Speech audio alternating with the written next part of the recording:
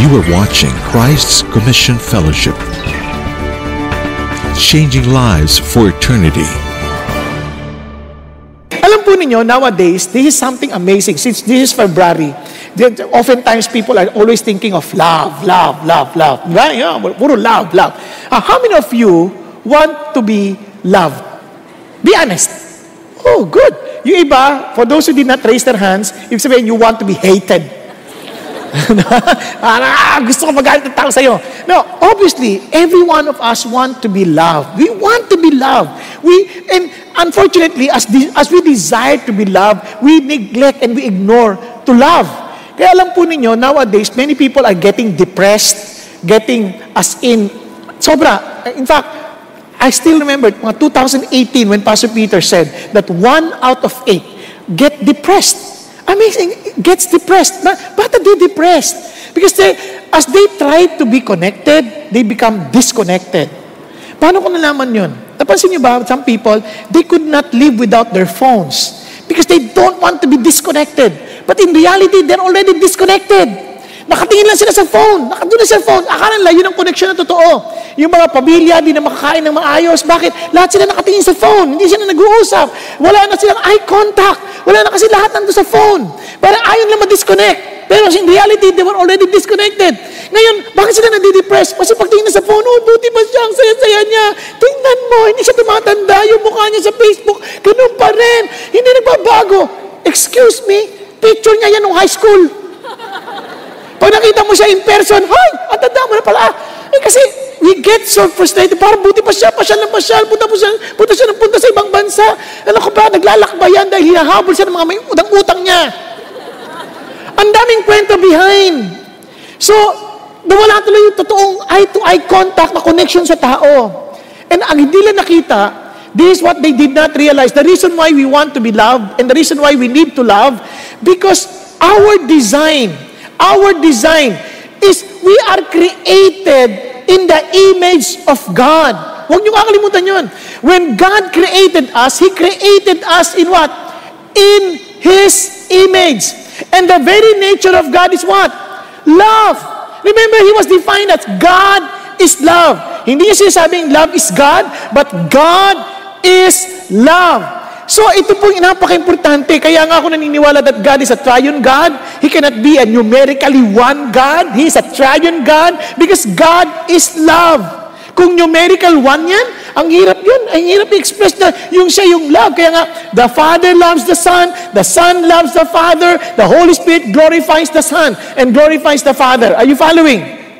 Kaya dun palang maintindihan, the very character of God is love, and He created us in His image. Now, itong amazing. God did not create evil. Huwag niyo kalimutan. God did not create evil. Evil is the absence of God, who is love.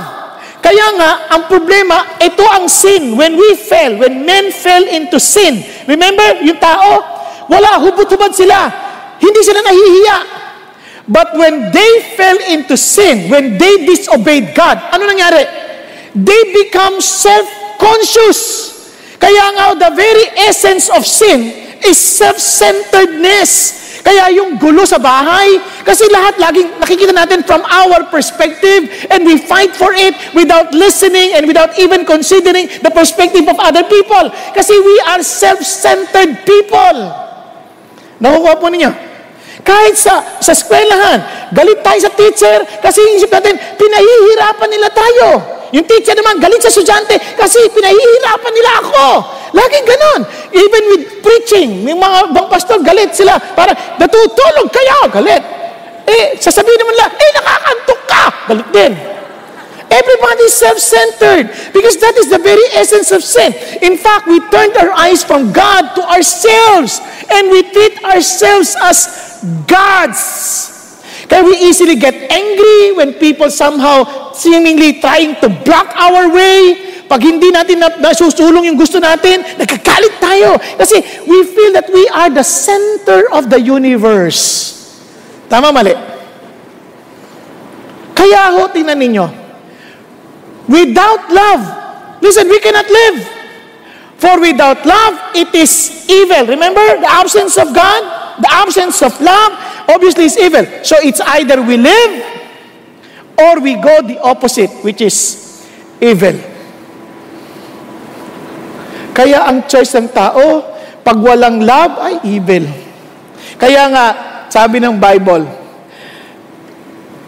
in the last days, ano sabi ng Bible? In the last days, our lives will be more difficult. Why?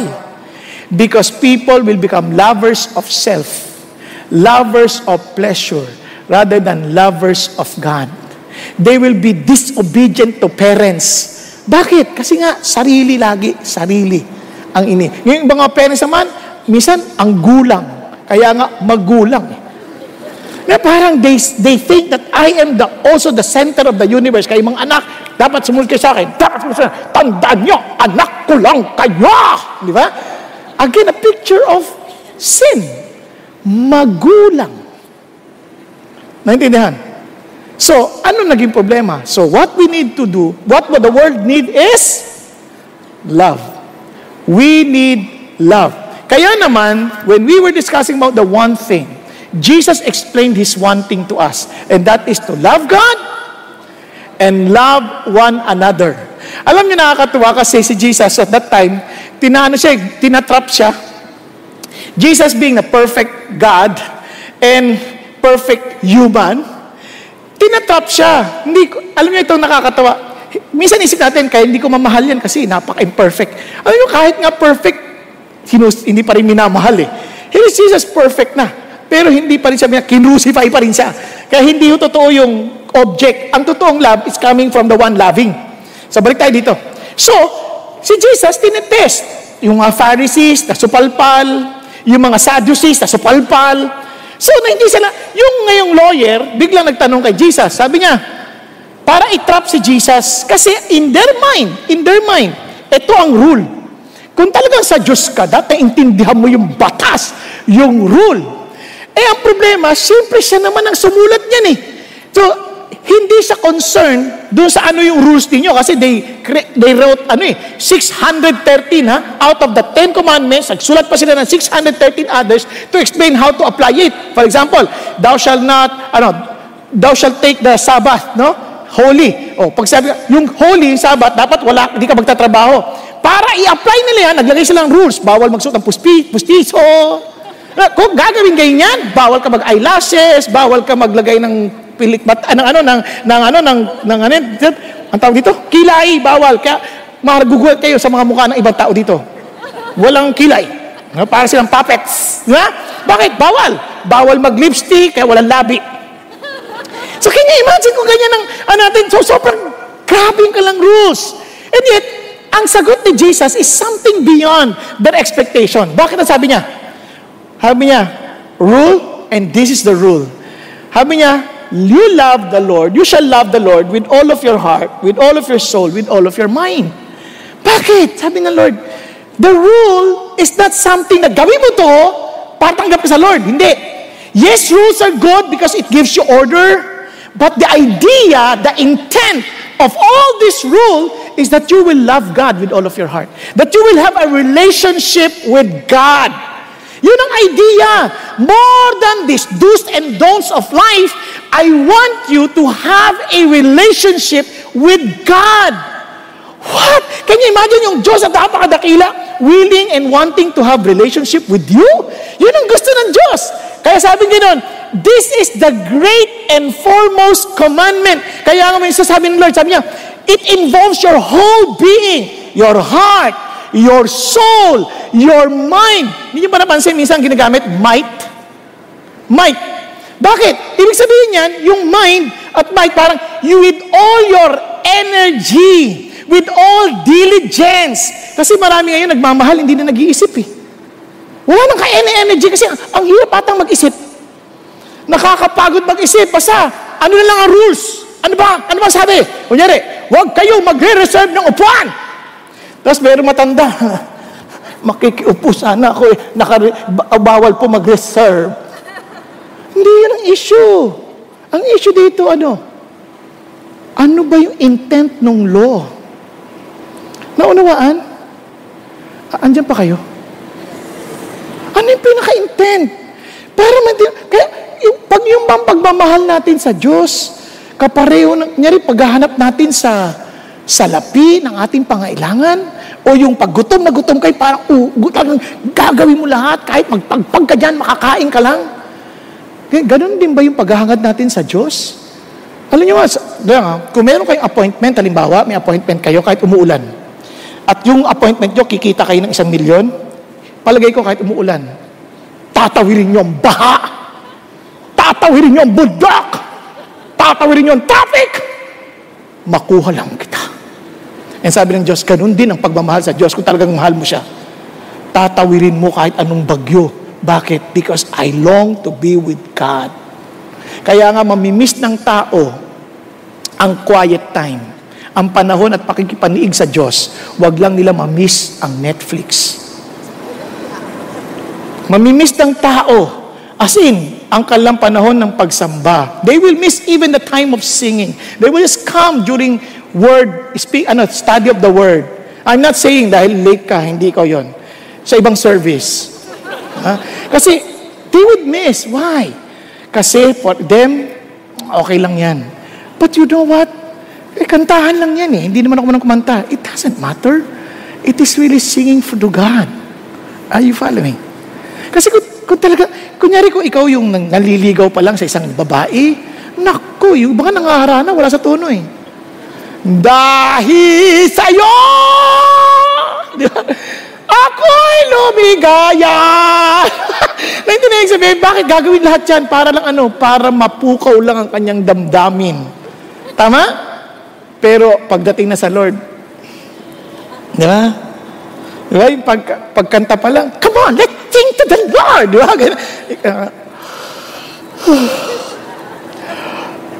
Jesus, faithful King.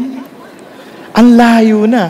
No, I'm not saying na pag kumakanta ka with all gusto, sa Diyos ka na. No, what I'm saying is, am I doing this because I love God? Yun ang tanong eh. Kaya tinanong sa kasunod, second is like it. You shall love your neighbor as yourself. Oh, di ba? Sa totoo lang, pag nagmamahal tayo as we love ourselves, tingnan nyo, i-test nyo lang ha, test nyo lang. Pag may mga nangangailangan ng damit, ano ibibigay mong damit? As you love yourself, ha? Ano? Yung ayaw mo na, siyempre. Ito, ayaw ko na ito. Ayaw ko, sa'yo na. Di ba? Kasi you love yourself eh. Hindi equal, no? Hindi equal. Tama? Itinanong ninyo.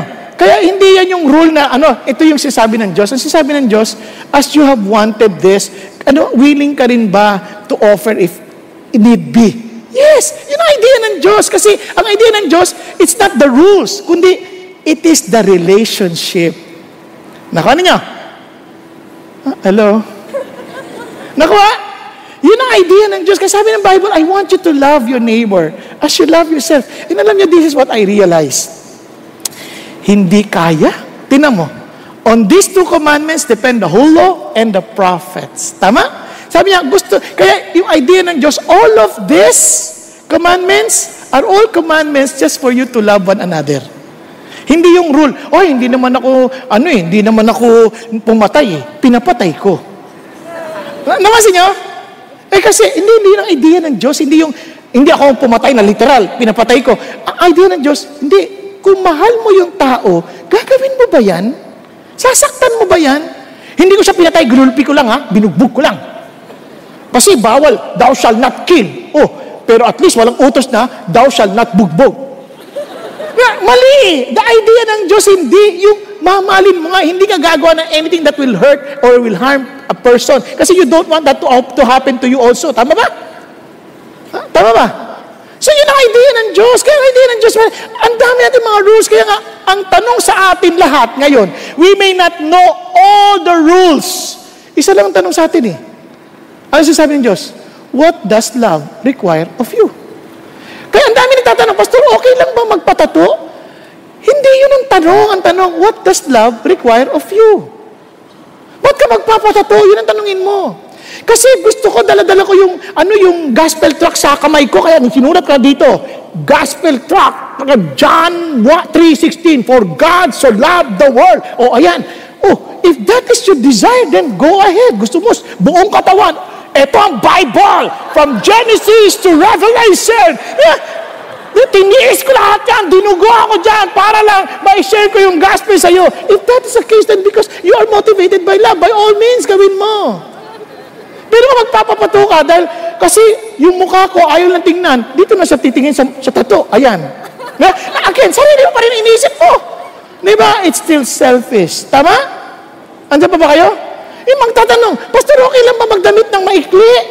Yung ganyan, miniskirt. Aba, lalaki ka, ba't ka magsusot ng ganyan? Hindi. Ano yung sarili mo? What does love require of you? Are you following? Ano sinasabi ng Diyos? Kasi gusto ko komportable ako eh. No, it's not about your comfort. Di ba? Kasi wala lang. Paano naman yung kapatid mo? Isipin mo kung may pagmamahal ka. Paano yung iba dyan, yung mga lalaki na may problema sa mga binti. Biro mo nagwo-worship.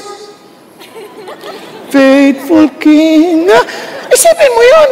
So, what does love require of you? Kaya hindi tinatanong yung, kung maikli ba, tama ba yan o hindi? What does love require of you? Okay lang ba nakikita yung puso? What does love require of you? Hindi ko, kasi malay ko naman kung talagang yun lang ang meron ka. Alam mo, mahusgahan kita. Yun lang ang damit ko, Pastor, binigay lang sa akin. Hand me down. Ang liliit nila, ang laki ko. So, kasalanan mo ba yan kung lang yan lang meron sa'yo? So, we are not here to judge anybody. The question is, what does love require of you? Kaya nga yung rules, hindi yan, yung point, rule 1, rule 2, rule 3, rule 4, rule 5. Walang ganon. Ang idea, yun bang ginagawa mo, loving? Nakuha? Kaya ito yung challenge ng Diyos sa atin. At alam nyo, hindi siya madali. Bakit kamo? At ito nga yung dapat natin maintindihan as Christians. Kaya nga minsan ngayon, nakakalungkot. Some people, they don't like the church any longer. They don't want to be involved in any small group. Why? Because they feel that they're being judged. They feel that they're being condemned. They feel that, ang dami na, you hate exactly what the Lord hates. Are you following? We must be a channel of God's love. We are not a channel of condemning people. We are a channel of His love. Kaya exactly kung ano yung ayaw mo, ayaw ginagawa, exactly ayaw yun ng church, ayaw yun ng Diyos. Kaya nga sabi ng Bible, yung maturity, isip natin ang ideya na ng maturity, kung magaling sa Bible, wow, yan ang Christian, pero nakikipag-away sa lahat ng hindi nag-agree sa kanya. Di ba, yun bang love? Hindi. Sabi ng Bible, tingnan nyo, kahit napakahusay mo na, kahit na ikaw na pinakamagaling, sabi ng Bible, if I speak with the tongues of men, can you imagine you know the languages of all men, you have the tongues of angels, but do not have love, I become a noisy gong or a clanging cymbal. Minsan nakikita natin na, Christian niya kasi ang galing sa Bible. Hindi yun. Sabi ng Lord, maingay ka lang para kang pompyang, ang ingay mo, walang kwenta yan. Ang sabi ng Lord, tingnan nyo, if I have the gift of prophecy, and I have all mysteries and all knowledge, if I have all faith so as to remove mountains, but do not have love, I am nothing. Sabi ng Diyos, ang sukatan, you are growing in love, not growing just in knowledge. Those are good. I'm not saying masama yun, ha? Because it's good to be knowledgeable, especially if you want to be knowledgeable because you want to love. Nagkakaintindihan? Sabi ng Lord, pero hindi na sukatan. Kahit na nga ipagbibigay pa eh. Even if I give my possession to feed the poor, even if I surrender my body to be burned, you're so passionate, and yet, you do not have love, it profits me nothing. Alam niyo bakit napakahirap ng challenge na yan? It seems simple, but very demanding. You know why? Kasi it involves mind, it involves everything about us. Tignan niyo, pag may bata, humingi ng tulong, naawa ka. Hindi ka nag-iisip, binigyan mo 1,000 para sa iyo, iyo. Pagbalik mo, nakita mo, humihit-hit na ng Bulkasil, nakabili na 1 galon. Binigyan mo pa ng 1,000 eh. Pinag-iisipan ng pagtulong, pinag-iisipan ng totoong pagmamahal. Di ba? Kahit sa mga anak. Di ba sa anak? Dati yung mga bata anak ko, ayaw kumain ba naman ng gulay? Ayaw kumain. Sabi ko, kain na kayo mga anak. O sige, ay, gulay. Ay, gulay. Ayaw. O, di wag kayong kumain. Dahil mahal ko sila, hindi ko kayo pipilitin. Di wag kayong kumain. Gutom na po kami. Di kumain kayo. ayoko ng gulay. Di ba kayo kumain? Gutom na po kami. Di, kumain kayo. Ayaw namin gulay. Di ba kayo kumain? Hindi, mahal ko kayo. Sige, anong gusto niya? Kasi, ang idea ko, I want them to learn that eating is not just to be fed, but eating to be nutritious, to be healthy. Tama ba? Nagkakaintindihan? Hindi lang yung, gusto mo? O sige, kaya ibang mga bata, ayaw ko niya, mami. Si mami naman, anong gusto mo, anak? Anong gusto mo, anak? Hotdog, gusto mo? Oo nga, hotdog, gusto. Di ba? Kasi nga, hindi ang pagmamahal na totoo kasama lahat. Involved isip, involved puso, involved lakas. It is an act of the will. Kaya naman, sa totoo lang, there is another dimension that most of us do not realize. Akala natin it's all about us. No! There is something spiritual. There is a spiritual dimension because human being has spirit. Kaya sabi ng Bible, itong law na to, the reason why I gave you this law is for you to realize that this is as a tutor to lead us to Christ, the very life. I am the way, the truth, and the life. So that we may be justified by faith. But now that faith has come, we are no longer under a tutor. For you are all what? Sons of God through faith in Christ Jesus. Anong sinasabi niya? You need to be born into the family of God so that the very nature of God becomes yours. Now, paano ko nalaman yan? Tingnan ninyo. Because this is love. Not that we love God, but that He loved us and sent His Son to be the propitiation for our sins. Anong kalaban ng love? Sarili, kasalanan. So the sin must be dealt with. That's something in the Spirit. The sin must be dealt with. And Jesus Christ came to deal with that issue of sin. Now, tingnan ninyo. Bakit? Because those who are in the flesh cannot please God. Hindi mo kakayanin. Hindi to parang self-will, power of the will. Hindi mo kakayanin. Nasabi ng Lord, however, you are not in the flesh. Kung na kay Jesus ka na, you are in the Spirit, if indeed the Spirit of God dwells in you. But if anyone does not have the Spirit of Christ, he does not belong to Him. Nakuha niyo? Nasabi niya, for all who are being led by the Spirit of God, these are the sons of God. Alam mo ngayon na the nature of God is now yours because you belong to His family. Nakuha? Kaya si God muna. Kung wala si God, hindi natin kakayanin. Kaya now that we belong to Jesus, look at this, ni-level up ni Jesus yung command. Hindi na lang love God with all of your heart, soul, and mind. Ni-level up niya. Paano? A new commandment I give to you, that you love one another, dati, as you love yourself. Tama ba? Ni-level up niya. Even as I have loved you. So dapat maliwanag sa iyo yung pagmamahal ni Jesus sa iyo. Tama? And if you understand that love, then pass it on. Love, sabi niya, by love one another, by this all men will know that you are my disciples if you have love for one another. Paano malalaman, Christian? Hindi maraming alam sa Bible. Hindi yung magaling magtalumpati. Hindi yung masipag lamang. Ano sabi niya? Because you love one another. Ano yung bakit nagbago ang course ng history ng mundo? Dahil sa Christian na nagmamahal. Bakit nagkaroon ng mga universidad? It all started by the Christians. Bakit nagkaroon ng mga ospital? It all started by the Christians. Bakit nagkaroon ng mga halfway house for the prostitutes, for the orphans? Because of the Christians. Because they know how to love. They understood what would break their hearts. Anything that breaks the heart of God, their heart also breaks.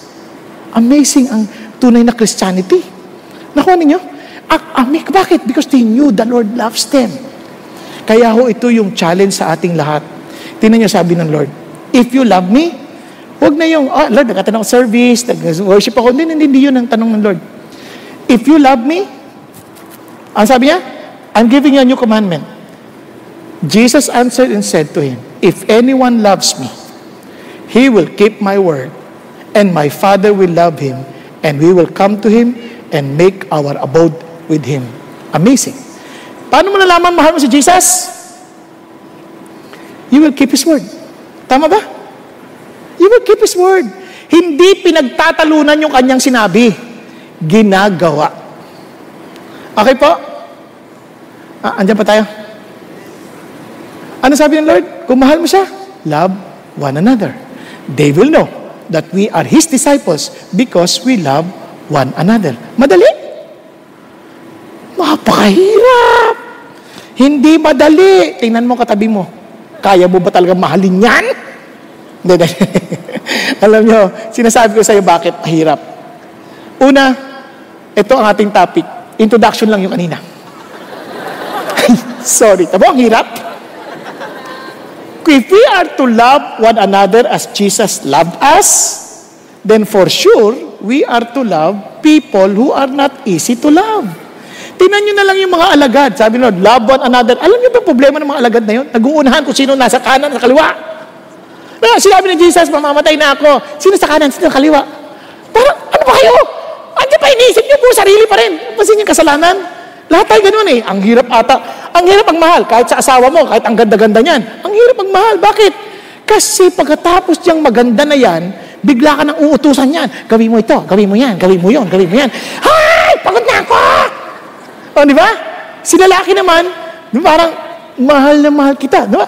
Naalala ko yung may kinasal eh, nakakatawa eh. Kinasal sila. Sabi niya, biglang tumawag sa mami niya, Ma, hindi ko na kaya. Bakit? Pangalawang gabi mo pa lang. Tapos na po yung honeymoon namin. Buhay na ako sa bahay. Andito na yung talagang nagkaroon totoo na yung buhay namin. Ano ibig sabihin totoo na? Pinagpaplantya na ako. Pinaglalaban na ako. Kasi sa Amerika to, walang katulong doon, di ba? Pinagluluto na ako.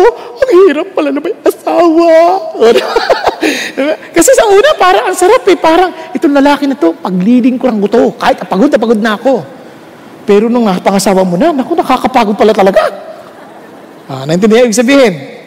Diba? So biglang, kaya yung mga nangangarap na, Valentine, sana makita ko na si Valentino. Yes. Makikita mo si Serpentino.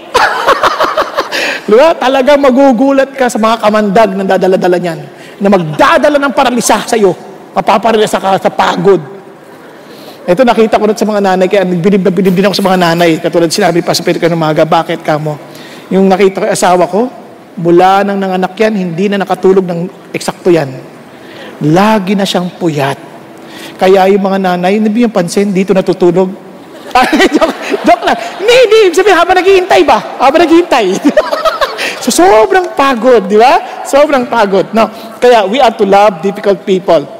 And you know, this is something beautiful about Christianity. Now, alam niyo sa totoo lang, hindi alam ng tao, ano ba ang ibig sabihin ng pag-ibig? So, tuwan-tuwa ko kay Pastor Peter kasi ito sabi niya kanina, in his own personal confession, that his prayer for all of us is not just for us to grow in knowledge, though it's good. His prayer for us is the very same prayer that he echoed the very prayer of Paul to the Philippian Christian. Ang sabi niya, and this I pray, that your love may abound still more and more in real knowledge and all discernment. Pag-isipan niyo mabuti. If we are to love difficult people, sa palagay niyo, kailangan niyo ba mag-grow in love? Do you need to grow in love? Now, sino dito feeling niyo you need to grow in love? Sige, tingnan ko lang. Good. Ako, I need to grow in love. I really need to grow in love. Yung iba sa inyo hindi nagtataas ang kamay, siguro talagang galit na sa mundo. We all need to grow in love. If we are truly disciples of Jesus, we want to grow more. And makulit mo, abound, still more and more. Bakit? Now, una, do we really understand what love is? Sa mundo, depende sa edad. Bata pa kami, tinatanong yung, what is love? Di ba? Nalala yung Islam book na hindi na uso yan kasi may Facebook na eh. What is love? Diba? Love is crush. Diba? Yung bang, admiration, ang ganda niya, ang cute-cute niya. Nung bata yun, di ba? Nung bata, cute. Yung lumaki na, kakatakot.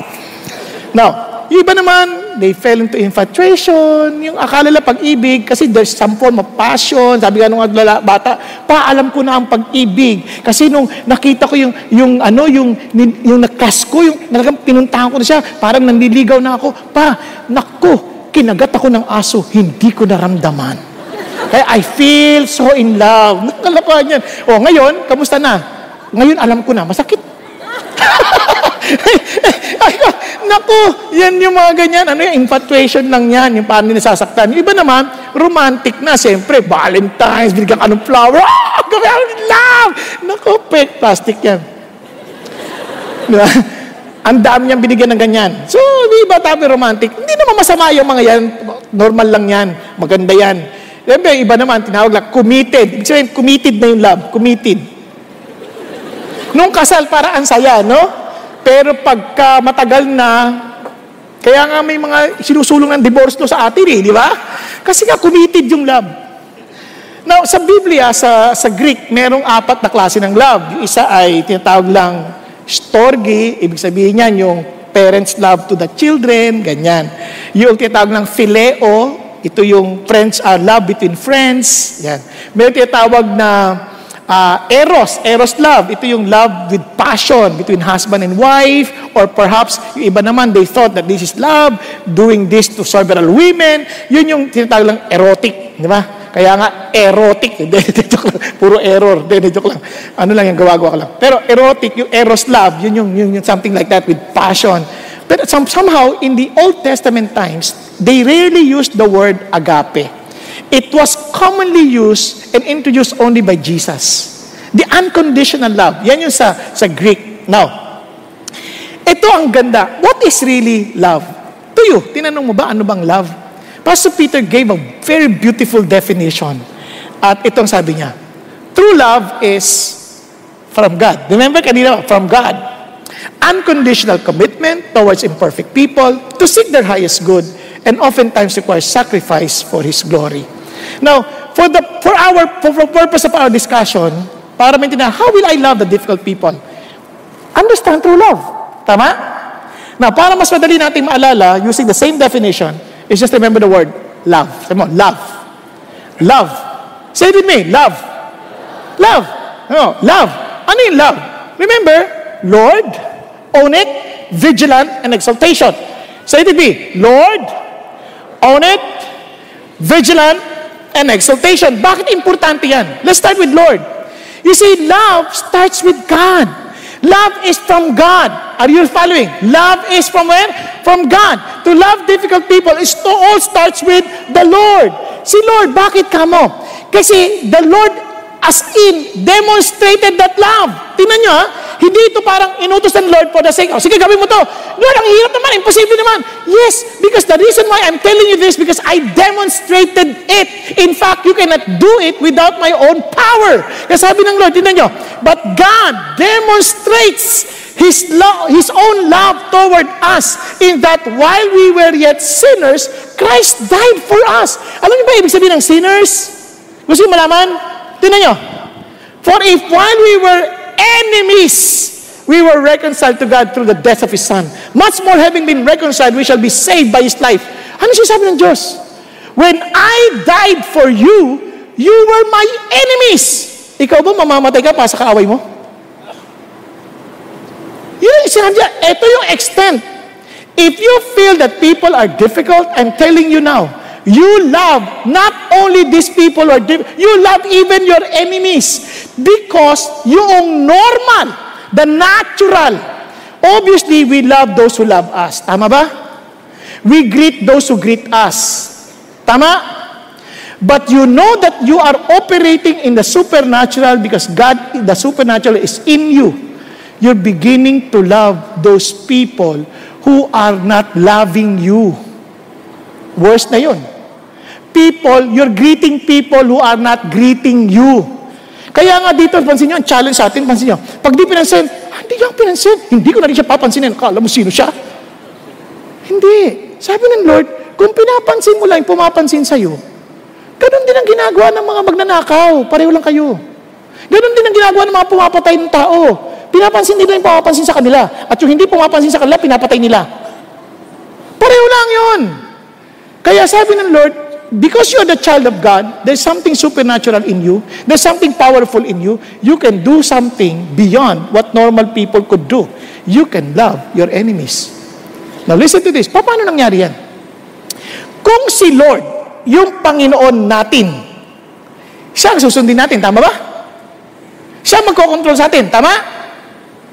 Ngayon, kung galit tayo sa taong nagalit sa atin, di natin pinansin yung taong hindi namansin sa atin, ano sinasabi natin? Siya nagko-control sa atin. Andiyan pa kayo? Kaya mo siya pinansin, hindi pinansin kasi hindi ka pinansin eh. Kino-control ka niya. Remember, He is your Lord, not Him. Kaya, ang control, wala doon. Minsan siya sabi natin, ginagalit mo ako eh. Hindi ka niya ginagalit. Huwag ka magpa-control dyan. Si Lord yung nagko-control. Kaya, Lord, tulungan mo ako. Kino-control niya ako. Nakuha? Kaya nga, kailangan mo ng tulong ng Diyos. Hindi ho kasi posible. Imposible kasi kung hindi ka tutulungan ng Diyos. Dati ninyo, lahat ng pag-ibig natin may hangganan. May hangganan. Hindi yata kaya ito, kikwento ko na sa inyo. Nagamit ko na to pero gagamitin ko ulit para lang lalo madiinan natin. Kunyari, nung unang taon namin, 30 years na akong married, baka ma-misinterpret nyo, 30 years na. On our first 2 years, challenging.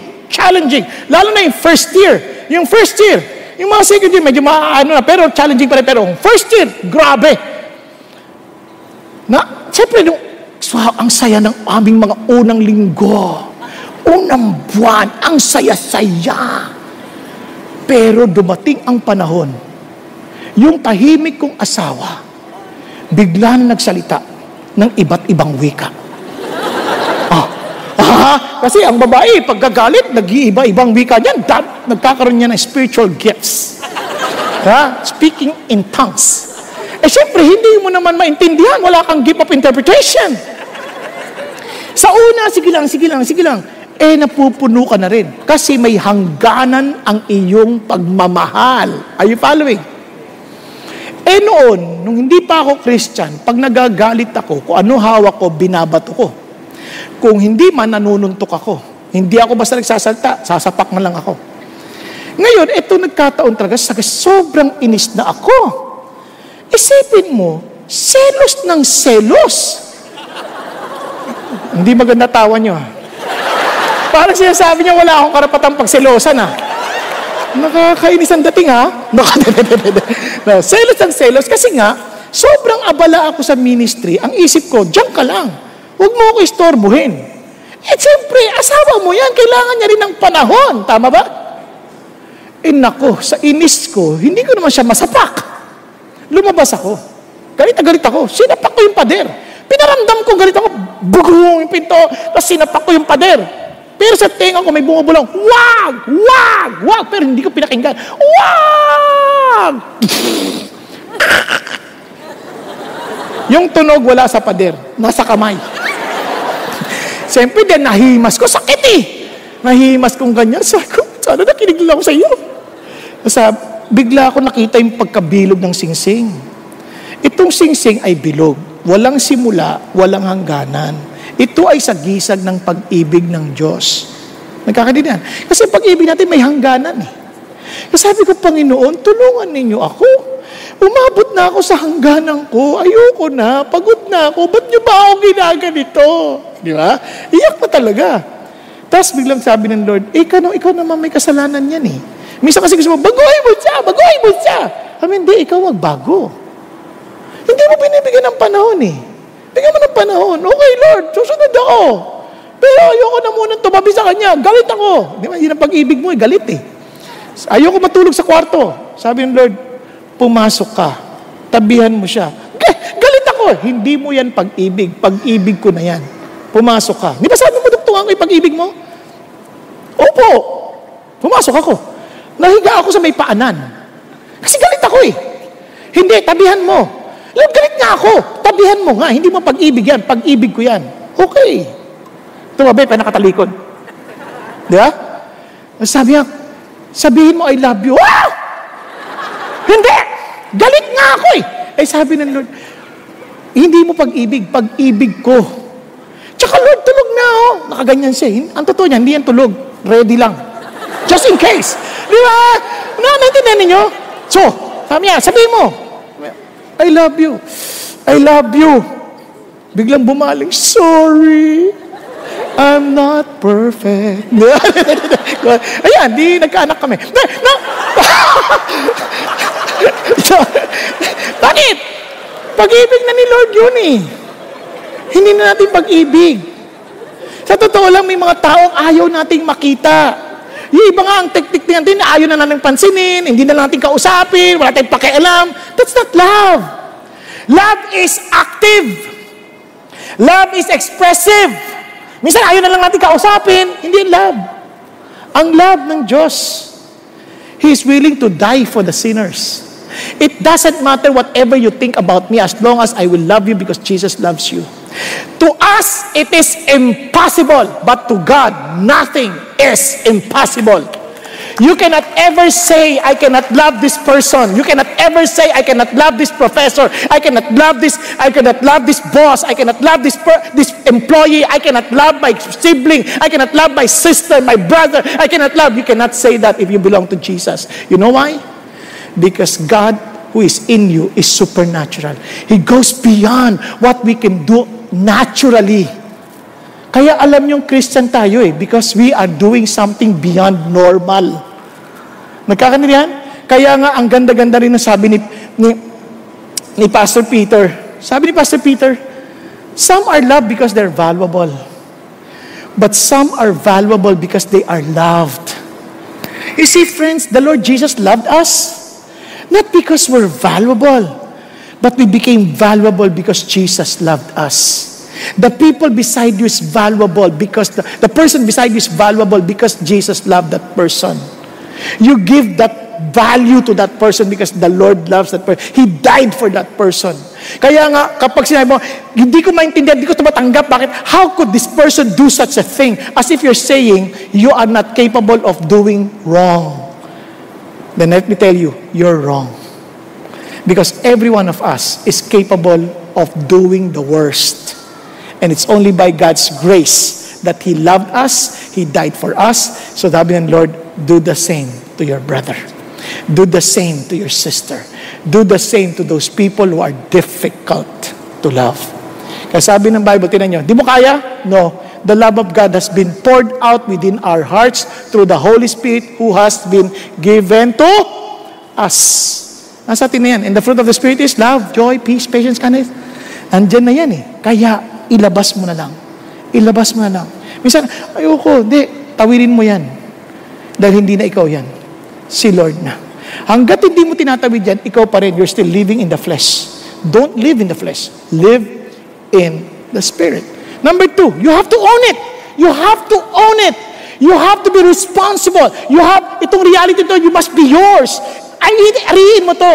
Kaya balikan natin. If you own it, look at this. You have to give unconditional commitment. This is no longer just passive, waiting, okay Lord, just do it. No, you have to own it. You have to be responsible in doing it. Kaya sabi niya, towards imperfect people. Gawin mo. Gawin mo to. Kaya sabi ng Bible, tinan nyo, we love because He first loved us. You have to own it first. If someone says, I love God, and hates his brother, he is a liar. For the one who does not love his brother whom he has sinned cannot love God whom he has not sinned. Kaya yung mga taong hindi lang pinapansin, pag nakikita parang kumukulo ng dugo, then you say you love God, you sing to God, you're a liar, sabi ng Lord. Hindi ang sabi niya, you are a liar. He cannot love God whom he has not sinned. Look at this. And this is the commandment which we have from Him, that the one who loves God should love his brother also. You have to own it. Do it. As in, this is my commitment, unconditionally, towards you, an imperfect person. Nakakanidihan? Now, ito pang amazing. Sabi ng Lord, kaya nga, how are you to do that? In reality, paano? Alam nyo, una sabi ng Bible, offer your body as living sacrifice. Your body. Once you offer it to God, that body is no longer yours. Yung namamansin na yan, hindi na iyo yan. Namansin yan because of Jesus. Are you following? Hello? Kung hindi ka pinansin, it's okay. I offer this body to the Lord anyway. Kaya kung hindi niya ako pinansin, it's okay. Kasi kay Lord naman na to. Nagkakanindihan tayo? Nagkakanindihan? Kaya importante yun. Okay, kung hindi mo pansinin, it's okay. Pinistab mo si Jesus, hindi ako. Kaya ako mag-preach ako ganyan, tulugan mo ako, it's okay. Kaya gigisingin kita because my responsibility is to help you. Pero kung tutulugan pa rin ako, wala akong pakialam. Hindi sa wala akong pakialam. Hahayaan kita, baka pagod ka, baka may sakit ka. Hindi ko alam. Basta, ang alam ko, I'm doing my best because I care and love you. Yun lang naintindihan ko. Pero itong amazing, sabi ng Lord, gusto mo ma-involve, you need to be involved. Tingnan niyo sabi ng Bible. For through the grace given to me, I say to everyone among you, not to think more highly of himself than he ought to think, but to think so as to have sound judgment as God has allotted to each a measure of faith. Ano ibig sabihin ng Diyos? From now on, don't ever think, I don't need you. Parang sinasabi sa katawan, hoy feet, because I'm a mouth, I don't need you. Hindi pwede. We need each other because we belong into one body. Ang totoong love, hindi mo pa sabihin, I don't care about this church, I don't want to get involved. Mali ka. The reason why we're encouraging you to be part of a smaller group, because we are a very huge church, you cannot really exercise that love in a big gathering like this. But you can exercise it by contributing to the body of Christ. Kaya nga, meron tayong smaller groups. Nakuha ninyo? Nagkakadinan tayo. Tingnan niyo bakit ko sinabi yan. Tingnan niyo ha. Just as we have many members in one body, all the members do not have the same function. So we who are many are one body in Christ, and individually members one of another. Kung naintindihan natin yan, tingnan mo yung katabi mo. Magkasama na tayo. We are members one of another. So, ang hanap mo is not what this person can contribute to you. Ang hanap mo is, as part of the body, what can I contribute to you? In your growth in loving Jesus, in serving Jesus, and in serving the community. We are the body of Christ. Kaya nga, hindi totoong pagmamahal if we detach ourselves from the body. Walang totoong ganung pagmamahal. If we feel that we are not accountable to any human being, then that's not real love. May mga tao sabi, I'm only accountable to God. Yung mga ganung tao, delikado yun. Hindi ka pwede accountable to God lang kasi may body. Kaya nga, hindi naman ako naglagay ng pastor, sabi naman, He gave some as apostles, some as prophets, some as teachers, some as evangelists, some as pastors and teachers to equip the saints. Tama ba? And you cannot say, I am not accountable to these people. I am alone, accountable to God. Yung mga ganun, delikado yun. Kasi wala silang accountable. Hindi pwede. May accountability ang bawat tao. Kaya nga, if you are honest, if you are sincere in your love, if we are sincere, then we need to be humble with one another. Tama ba? Kaya nga, we are to serve one another. Kaya nga, we keep on telling you, you join a small group where you can exercise. Ayoko rin, nakakainis sa small group, nakakasakit sila eh. Nakakasakit. Tama naman. Kaya nga, maintindihan mo. Kaya may mga difficult people. Kaya nga sa small group, iba, ayoko na sumali dyan. Hindi, doon mo nga matitest sa totoong pagmamahal eh. Tingnan nyo ang mga klase ng tao. May mga tao, mga pretty-pretty. Yung akala na maganda sila at cute sila dahil sila lagi may problema. Kawawa naman ako. Ang dahil ko problema. Minsan, ang hirap kasama yan. Di ba? Lagi nang nakikita puro problema. Alam mo, ito gawin natin. Ay, mahirap yan. Grabe, kawawa naman tayo. Inaapi tayo nito mga tao na ito. Yung mga ganun. Iba naman, mga nitty-gritty. Ano yung nitty-gritty? Hinahanap natin pagkakamali. Mali yan. Puro mali ang nakikita. Napaka-critical. Nakikita na kayo ganyan tao? Ang hirap patang kasama yan. Parang magulang mo yan, ano?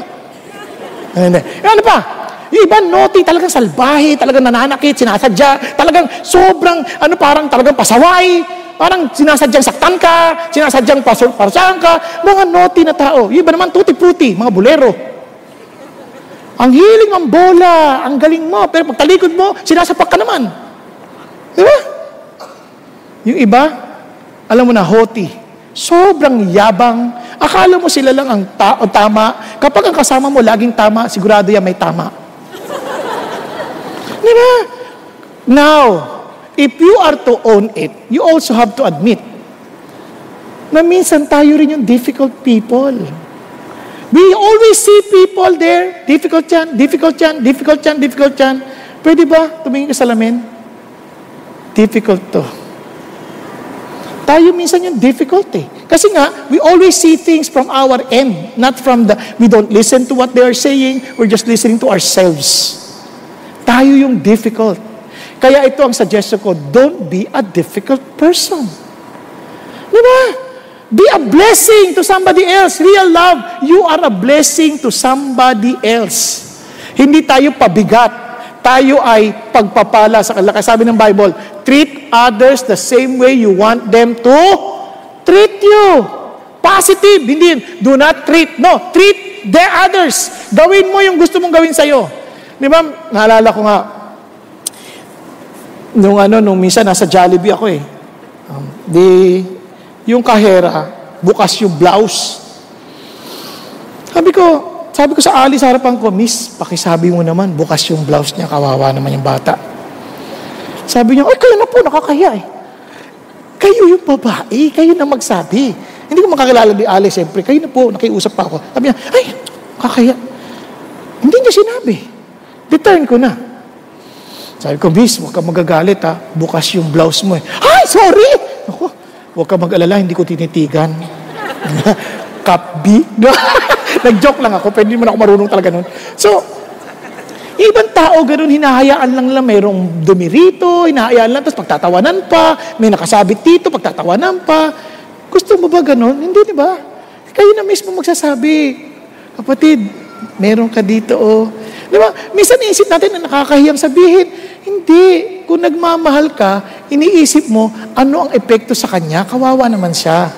Di ba? You treat others the same way you... Be a blessing to somebody. Kaya ganun sabi ng Lord, inulit niya yan, oh. In everything, ha? In everything. Not in something, but in everything. In other words, in all things. Therefore, treat people the same way you want them to treat you. For this is the law and the prophets. If you want to summarize loving others, then treat others the way you want to be treated. Di ba? Katulad ng ito, sa CR. Di ba, minsan sa CR, inuubos yung tissue. Ay, ang daming tissue libre. Yung susunod, kawawa naman, nagmamadali, nalagay yung LBM. Walang tissue, paano na to? Tapos kailangan siya dumabay, paano na yan? Walang tissue, kawawa naman. Kaya, panyo na lang. Kawawa. Kaya ang isip mo rin, hindi lang, libre, kunin mo yung tissue, iuwi natin, sayang to, libre to. Oh, wow. Isipin mo, may ibang gagamit. Kaya nga, kahit na, yung ipa-flash mo lang, kasi isipin mo, may gagamit na iba. Tama? Yun nga lang pag sa lababo eh. Kailangan punasan mo kasi may gagamit na iba. We care for the rest. Ibig sabihin, we are focusing also on how we can be of service to others. Are you following?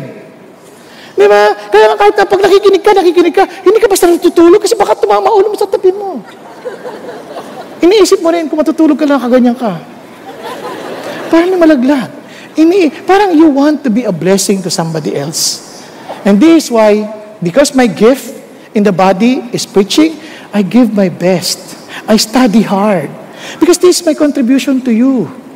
Kaya I cannot force, kunwari ikaw, gusto ko mag-lead ang worship, wala ka namang gift sa pagkanta. Sa pagkanta mo, yung iba nag-worship na nung ikaw na, biglang umalis na, nawala agad. Nagaling, ano ba yan? Hindi, relax ka lang. You find where you are gifted and use that to bring glory to God. Hindi lahat ng nakikita sa harapan ay blessed serving the Lord. Minsan, yung hindi mo nakikita sa katawan, yun ang mas importante. Minsan, nakatingin tayo sa mukha, nakatingin tayo dito, ang pinaka-importante, yun nasa loob pa nga, liver, baga. Minsan, ang gwapo, pero yung baga pala, cirrhosis na dahil lasinggero. Di ba? Kaya ang importante, maayos ba yan? Kaya yung tanong dito, hindi yung matangos ng ilong, kundi magaan ba siyang huminga? At nagpapagaan ba siya ng hininga sa iba? Di ba? Are you following? Be a blessing. Own it. And finally, be vigilant. Be vigilant. Why? Look at what it says. To seek their highest good. So you need to be watchful. You need to be alert. Why? Bakit po? Napaka-importante ito. Because sometimes it often requires sacrifice. Now, listen to this. You need to understand that Satan is trying his best to destroy his people. And he knew that the sign that we are really followers of Jesus because we love one another. Kaya gagawin niya, aatakihin niya yan to divide us. Kaya saan sabi ng Bible? Be of sober spirit. Be on the alert. Your adversary, the devil, prowls around like a roaring lion seeking someone to devour. Kaya nga sabi ni Paul, inulit niya, sabi niya, for our struggle, remember, be vigilant. It's not against flesh and blood, but against the rulers, against the powers, against the world forces of this darkness, against the spiritual forces of wickedness in the heavenly places. Hindi mo kaaway kapatid mo. Ngayon kung inaaway mo yan, nako, sumasabay, pumayag ka na, gamitin ka ng Diablo to do that. Huwag kang pumayag. Hindi mo kaaway yung katabi mo. Meron kang kaaway na spiritual realm. Then you find it out in prayer. You find it out in a spiritual realm. You engage in spiritual battle. Don't allow Satan to prevail against us. Tayuan natin. Why? Because we are more powerful. We are more than conquerors in Christ Jesus. Nagkakaintindihan tayo? Andiyan pa kayo? Kaya pag yung asawa mo, hindi submissive, huwag mo sabihin, Satanas. Ganon. Dali mo sa Diyos, Lord, ano pong gagawin ko para po maiayos ko to? Then be vigilant. Eh, alam niyo ba, ang demonyo, napakagaling. Papaltan niya yung word na, yung love, gagawin niyang affection. Kahit punta kayo sa dictionary, ang meaning ng love, affection. Hindi. Kung vigilant ka, ang love, hindi affection. Kasi there is no such thing as, I fell in love. Walang ganon. It is a decision, it's a commitment. Kaya nga, hindi totoo yan. So be vigilant. Kasi gagamitin siya, he will tell you lies as if they were true. Hindi sila totoo. Ang totoo, ito ang love. It's a decision, it's an act of the will. Minsan ayaw mo, pero gagawin mo because it's the right thing to do. Kaya yung sabihin, ayoko hypocrite, di man ako hipokrito, no? Basta sasabihin, gagawin ko, ayoko siyang kamayan, ako, hipokrito, galit ako sa kanya. No, hindi yun ang hypocrisy. Hypocrisy is you know what is right, but you're not doing it. Yun ang hypocrisy. Ngayon, masama loob mo, ayaw mo siya pansinin. Anong katotohanan? Sabi ng Lord, batiin mo kahit di ka binabati. Batiin mo kahit na ayaw mo. Batiin mo kasi yun ang totoo. Pero pag di mo binati, ayoko magkukunwari, ayoko maging plastic, then you are not living in the truth. You are living in the falsehood of Satan. Kaya huwag tayong pumayag. Be vigilant. Be vigilant. Panoorin natin si Pastor Peter sandali. Ang ganda-ganda ng kanyang testimony. Kasi if he was not vigilant, he was not listening to God, perhaps that missed niya yung glory ng Diyos. Let's watch. Years ago, somebody did something unjust to me and to our family. I never felt more betrayed because this person was our good friend, family friend. Ninong of my brother's wedding. But he betrayed us. When he was sick, somebody called me, Peter, he wants you to visit him. He wants you to pray for him. In my mind, I'm not going to do that. Why? I don't feel like doing it. Why will I visit you? Why will I pray for you? You have betrayed our family. You have betrayed me. In fact, this is the same guy who fired me from my company. I said, I'm not going to go. I'm not going. Then the Lord spoke to me. The Lord said, Peter, I command you to pray for people. I've commanded you to love your enemies. If you don't obey me, how are you going to teach the Bible someday? You're a fake. You're a hypocrite. You know what's right and you don't do it. So, when they called again, I said, okay, I'm going. But let me tell you from my heart, I don't feel like going. I don't feel like praying. In my mind, why would I pray for him? What if he gets well? In my mind, that guy deserved to get sick. He deserved to be punished. Why should I pray for him? Do you understand my feeling? I'm being honest. And then share the gospel. Why should I share the gospel? What if he accepts Christ and go to heaven? You know, this last-minute conversion is very effective. I'm being honest. But you know what? I obeyed. Motion before emotion. So when I went to his house, I knocked. The wife opened the door, welcomed me, brought me to the bedroom, and when he opened the bedroom, when I saw him, my goodness, I stretched out my hand, and my love for him came. I do not explain it. I felt sorry for him. I really had compassion. I realized that is supernatural. Only God can do that. Oh, Amen? Only God can do that.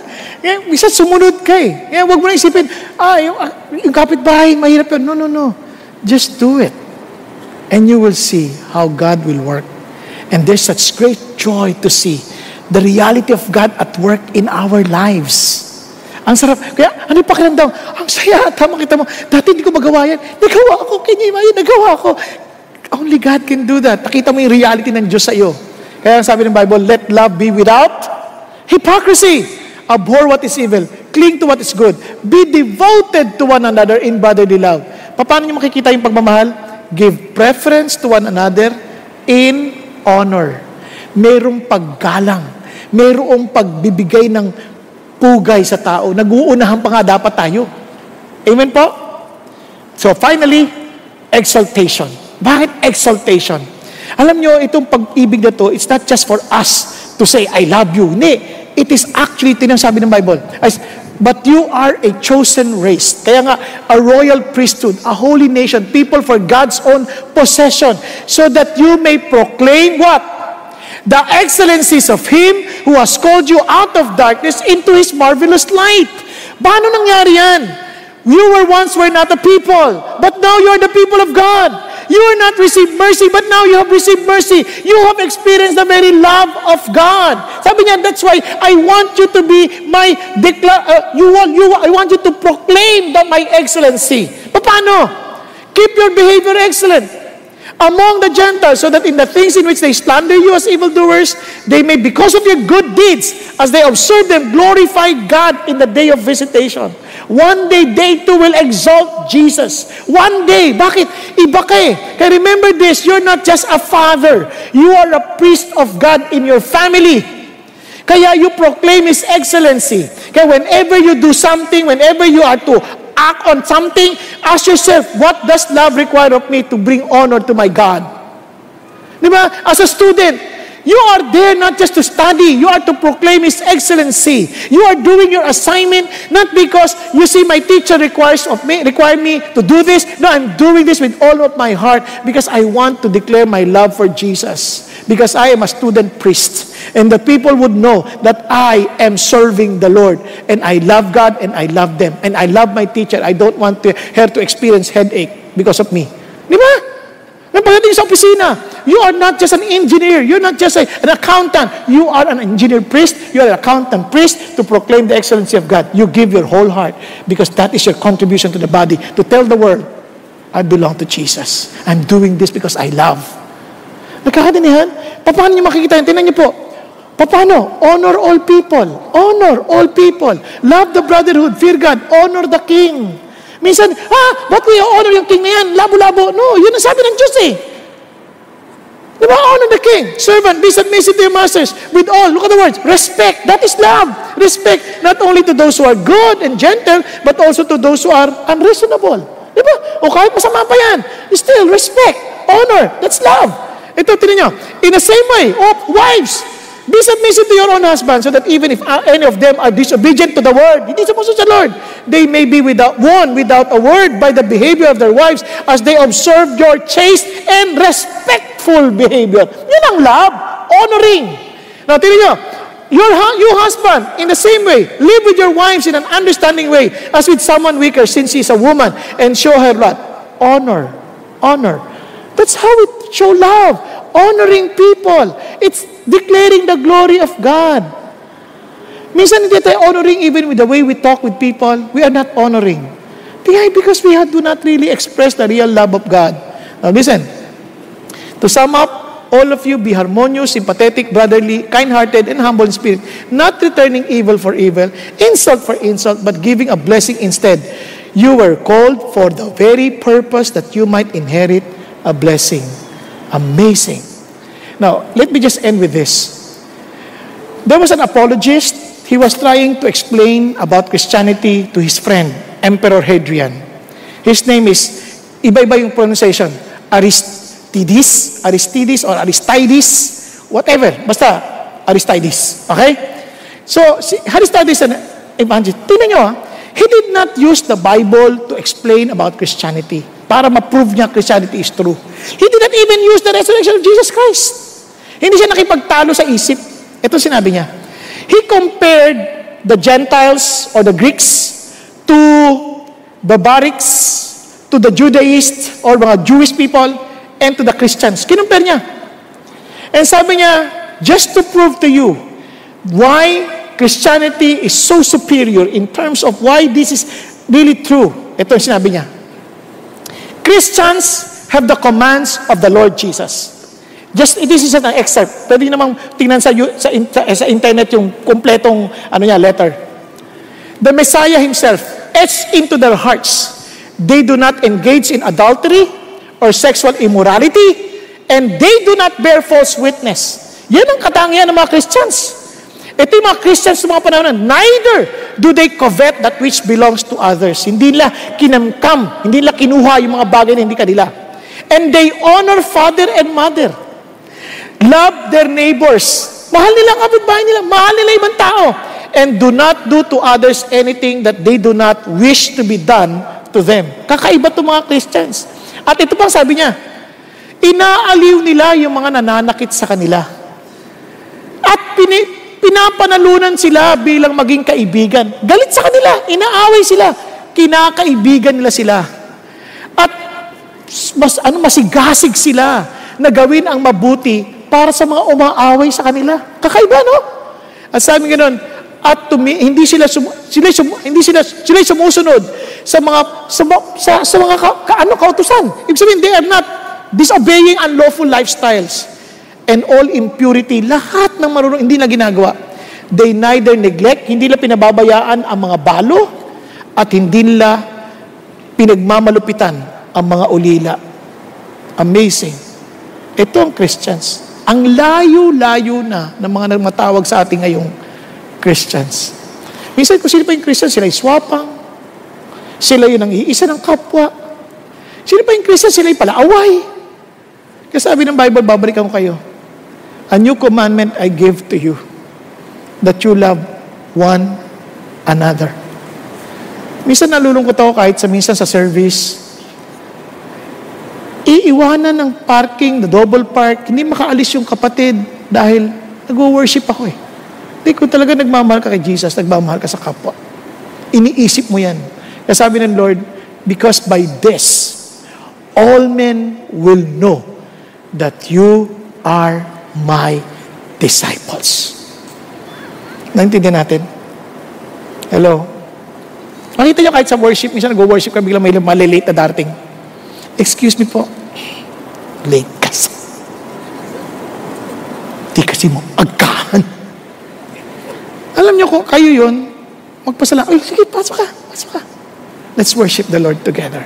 Kung ikaw naman yung late, hintayin ko na lang matapos. Diba? Kasi bakit? Si Lord, ang totoong sukat, love, concern, honor, honoring one another, because that is real love to God. Kaya ho, you love one another even as I have loved you, that you also love one another. By this, all men will know that you are my disciples if you have love for one another. Tayo pong lahat yung buko at pumikit. Thank you, Jesus. As our heads are bowed down and eyes are closed, kapatid, here is the challenge for all of us. You see, Bible knowledge of God, that's wonderful. But truth lived out, the knowledge applied in love, that's what Jesus Christ is looking for. But we cannot give love overflowing, because that love of Jesus is for sure, we cannot contain it. He's infinite God. And that love, we cannot contain it. We need to share it to somebody. We need to pass it on. We need to for everyone to have it. We need to express it. If that is real in you, obviously, you have to share it to someone. But obviously, you cannot do it on your own. That's why you have to experience His love first. Kung hindi mo na-experience yung love ni Jesus, that He died for you on a personal level, that you understood that He died for your sin, He saved you from eternal damnation, you'll never be able to pass on that love that you have never received. Kaya kapatid, before you pray to love and forgive others, before you pray na, Lord, I want to forgive, you offer first your love, yourself to Jesus and say, Lord, help me to experience your love na hindi na yung religious way, kundi personal. Talagang kayo, Panginoon, ang maghari sa buhay ko. Kayo, Panginoon, ang yumakap sa akin nang magawa kong yumakap sa ibang tao kahit hindi sila kaakap-akap. Kaya mga kapatid, if God is speaking to you and somehow God is telling you, you need first to experience this love and you haven't experienced it personally, be humble enough and be honest enough to admit it. And sabi mo, ako po yun. I need the love of Jesus. Kapatid ko, ikaw yun, just raise your hand before the Lord with humility. Yes, yes. Lord, I need that love. I need that love. Lord Jesus, fill me with your love that I will be able to love others. Thank you, Lord. Hallelujah. Thank you, Jesus. And for those who raise their hand, admit it before God. Lord Jesus, I accept your love for me. Help me to live it out. Thank you for dying on the cross for me to demonstrate your love, oh Jesus, towards an imperfect person like me. And Lord, by your grace and by your mercy, I pray that I may live it out, that I may share this love to others, that I may love people even if they're difficult to love. So thank you, Jesus. Thank you for dying for me, and thank you that you did not remain dead. You rose again from the dead on the third day according to the scripture. And Lord Jesus, I believe that with all of my heart. Thank you, and thank you, Jesus. And for the rest of us, let this be our prayer before God. Lord, thank you for calling us to love others as you have loved us. Help us to grow more and more in love and with you and with other people, with knowledge and discernment. Help us, O God. Lord, we understand that we cannot do this on our own. So keep us always filled with your love, filled with your Holy Spirit. And I pray that you may find us owning it, as in becoming responsible for it, that we are to love towards imperfect people. Na talagang we have to make an action. We have to take the initiative, Father God, to share this love to difficult people. And Panginoon, thank you that you want us also to become a blessing to others. So Lord, thank you for giving us this love and allow us to be a channel of your love, to be a blessing to someone else, to be a contribution to somebody else's life. And Father God, help me to be vigilant, that I would not fall into the trap of Satan. Lord God, trusting and believing his words of affection, about hypocrisy, but rather we are to live in truth, O God. Not that we are to love, not because we feel it, but because we have to, because it is your power working in us to do it, Father God, for your glory and honor. And everything, O God, is to exalt you, to glorify you. And I pray that our lives, that people would know that indeed we are your people, we are your disciples, because we love one another. And we pursue whatever breaks your heart, O God. Thank you, Lord Jesus. Lord, truly break our hearts, that we may pursue what will help others and see your love through us. Thank you, Lord. In Jesus' name we pray. Amen, amen, and amen.